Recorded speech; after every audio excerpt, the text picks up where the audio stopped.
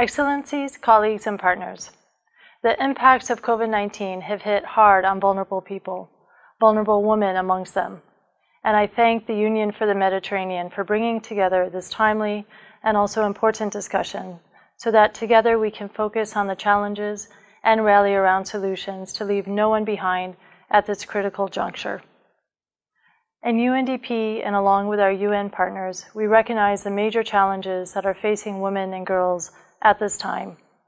We recognize how many women in most societies continue to face discrimination and suffer social injustice and violence, including in the Arab states and the Mediterranean region. Across the globe, women carry a greater burden of unpaid care and domestic work. They have limited access to social protection and experience pervasive violence against them, all of which are now worsening due to COVID-19. And too often, the challenges many women face are intersectional, requiring responses that are multifaceted. As examples, the mother who is barely making ends meet, and she must suddenly stop working in order to homeschool her children. The woman who is caring for an elderly relative now faces the threat of violence, even in her own home.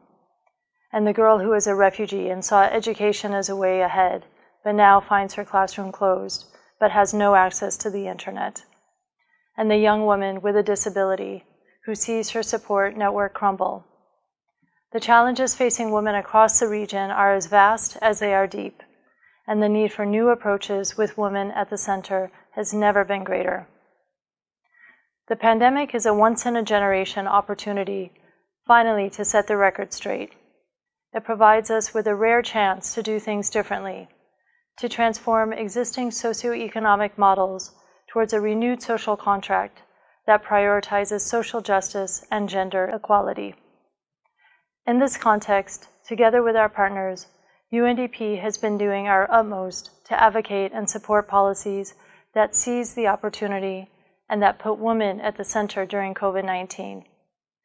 UNDP and UN Women have come together to launch the Global Gender Response Tracker, which shows that gender-sensitive measures will only be effective if they are adequately financed and sustained over time. In the Arab States region, we continue to carry forward our analysis and our advocacy along with UNFPA, UN Women, and UNESCO around the issue of gender justice before the law, which is a significant step in the march towards equality now and into the future. Yet we must come together to do more to support the transformation of the social contract with women at the center. In the Arab States region, we see three immediate policy priorities which address aspects of inequality which have been brought into sharper view by the current crisis. The first is for an entirely new concept of how care work is valued. The care economy must be at the center of recovery strategies, including identifying ways to value and to compensate care work while ensuring social protection for all domestic workers. The second is a renewed focus on basic social and economic rights.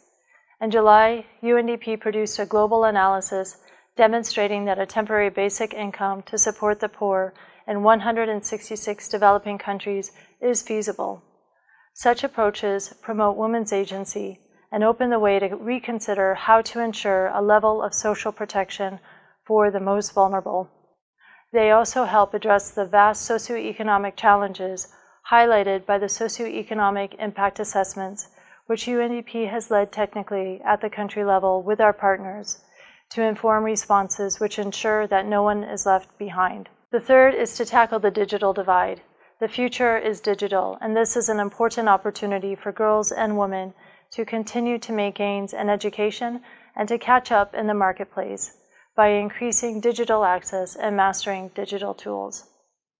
And finally, while we pursue a rapid, gender equitable, and inclusive response to COVID-19, we absolutely must keep our eyes on the longer-term agenda.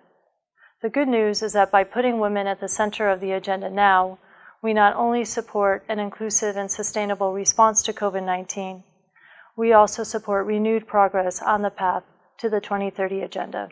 Thank you.